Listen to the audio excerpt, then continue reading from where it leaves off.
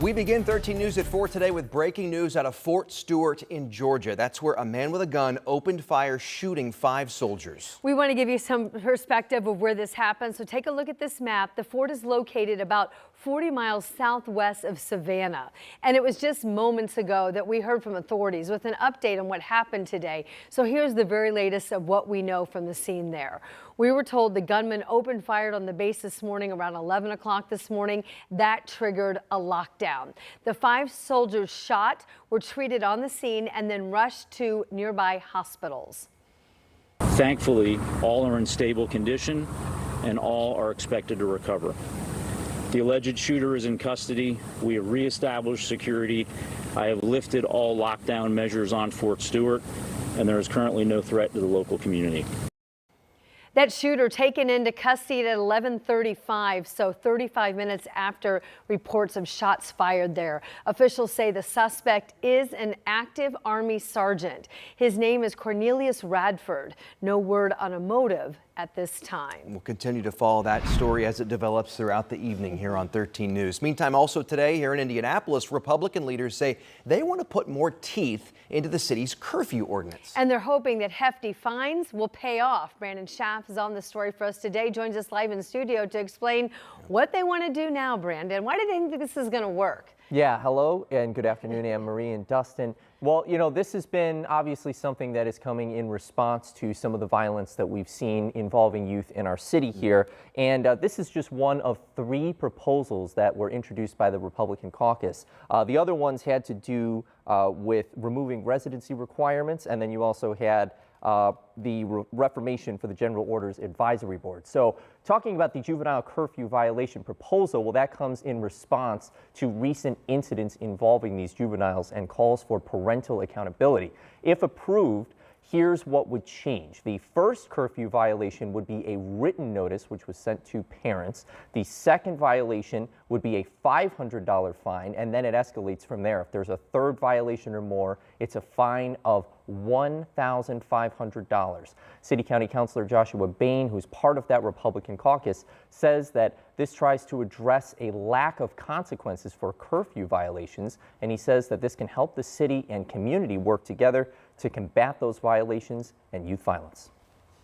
We have to work with our nonprofit partners, our faith leaders who are already stepping in the gap and filling in for a lot of vacancies that we have now. But this is going to be a great way for us to come alongside them and say, we're serious about this as well. And these proposals will officially be introduced next Monday evening, where they'll be heard in committee, and at the September meeting, they'll be brought to the full City County Council for consideration. If approved, the curfew violation fines would take effect in September, excuse me. Okay, and so next month. Yes, exactly. So just 1 month away. And coming up at 5, we'll hear from a pastor who's trying to combat youth violence himself and his thoughts about these stricter curfews. The Republicans are going to have Democratic support, Democratic majority, of course, on the City County Council. Are they hopeful that they're going to get some support on the curfew ordinance? Yes, they are. And obviously they will need that Democratic support. They've seen that support in the past. And so they're hoping that when they bring this to the full City County Council next month, that they'll be able to get that support again and get this move forward, and hopefully people will take it more seriously when those fines are implemented. Yeah, hefty fines. You just wonder if they will be a deterrent for parents that maybe aren't heavily engaged to begin with. Right. So that's part of the debate. To be continued. Right. All right, Brandon, thank you. Greenwood police now say somebody killed the pregnant mom found dead in her home this week. Her 3-year-old son also found dead inside that home on Greenway Street. Investigators say someone murdered 33-year-old Karen Clay, who was in her 3rd trimester of pregnancy, and police have not said yet how her son Carter died. They also aren't revealing details yet about a potential motive in this case. The bodies had been in the home as long as a week. Now investigators are asking for the public's help as they work to solve what they are calling a heinous act. So we've already obtained several ring videos, surveillance cameras from neighbors, but there's probably more out there that we haven't located. If you heard something, if you saw something that you think might be of help to us, we're just asking that you give us a call and let us know. Detectives are looking for video or any suspicious activity between July 28th and August 1st. So if you can help, call Greenwood Police. An investigation is now underway into a shooting that took place on the east side of Indianapolis today. It happened just after the noon hour. The location, Windsong Drive, that's near I-70 and Franklin Road. Police tell us that's where they found one person shot in critical condition. And we're also told that there was a person at the scene who was detained. Their involvement, if any, at this hour is still unknown. A suspect in Westfield accused of leading police on a chase and then shooting at them now faces preliminary charges for attempted murder. It all unfolded yesterday afternoon in a busy part of Westfield, tied up traffic for hours as well. Police say the suspect took off after an attempted traffic stop that ended with a crash. Officers say the man then shot at them and ran away. Officers eventually caught up with the 25-year-old and took him into custody. Thankfully, nobody was hurt. All right, we take a live look outside on this cloudy Indianapolis afternoon. Rob Ellis is keeping an eye on traffic, and Sean Ash is here with the weather. The humidity really is going up. It's feeling a little stickier out there. Yes, we're getting closer and closer to 90s this weekend. But, this I really think is the big transitional hour. 4 o'clock to 5 o'clock, work is wrapping up. Kids are out of school. Everyone's out on the road. And the weather is just all that more important. Yeah, we got a few downpours around. We stress the word few, but that means they're happening somewhere. So let's dive in. We'll show you. And it's primarily, not all of them, but most of them on the eastern part of the state. I've circled this zone here near Richmond, near Muncie, but we got a couple of cells outside of this zone as well. But I do want to focus on these. And one thing you're going to notice as we play the loop, these aren't moving very much at all. That means localized but very heavy rainfall rates once again. Here's Hagerstown. There's Economy, rumbles of thunder, and heavy rain. Those are what you can expect here. And unfortunately, got another cell that's moving over Lake Monroe. It's been one of those summers. We've had quite a bit of rain there in that part of Monroe County. But you can see there's a lot of places that don't have rainfall at all. And where it's not raining, it's warm. We're up to 86 now in Indy. We're forecasting 87, 85 Kokomo, 84 in Bloomington.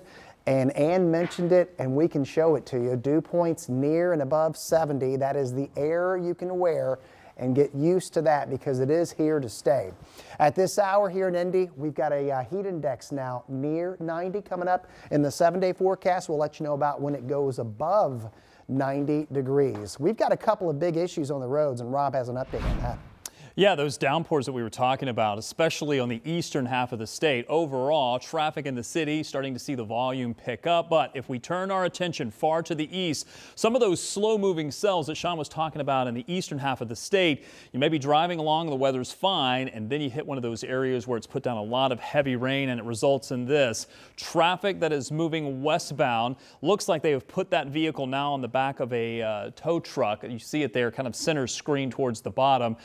That was involved in an accident. Thankfully, the left lane is still able to move through on 70 westbound. Otherwise, traffic around the city starting to see the usual slowdowns. We're looking at 465 on the east side at 71st Street. Let's call it the northeast side where the construction is ongoing.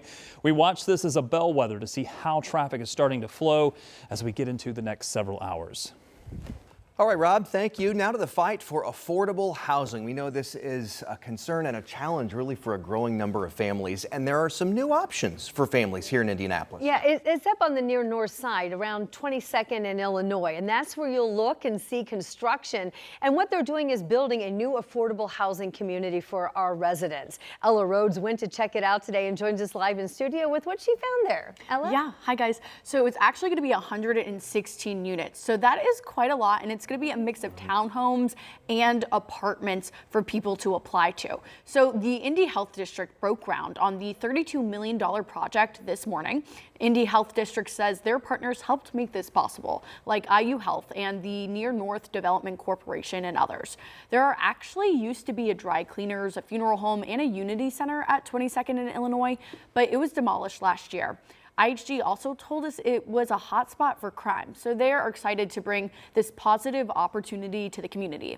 Indy Health District Director Jamal Smith says where someone lives plays an important role in their overall health. So there's a housing crisis all over the country. So unfortunately, Indy is no exception to that rule.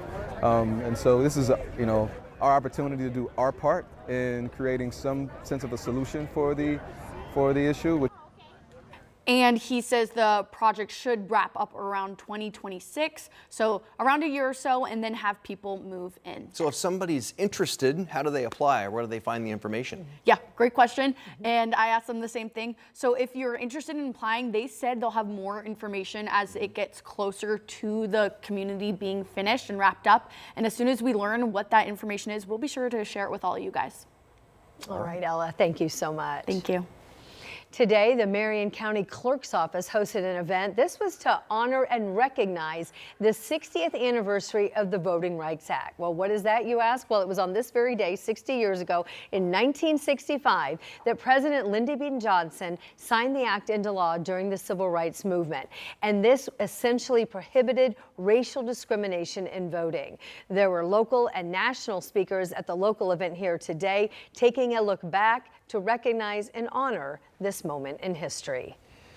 We are just getting started here on 13 News at 4 today. The fight over a GOP redistricting plan is raging on. We're taking a look at where the battle stands, not just in Texas, but several states, and the potential impact here in Indiana. Sean? We got a downpour developing over the city right now, and we've got 90-degree temperatures nearing. Timeline on the way in the forecast.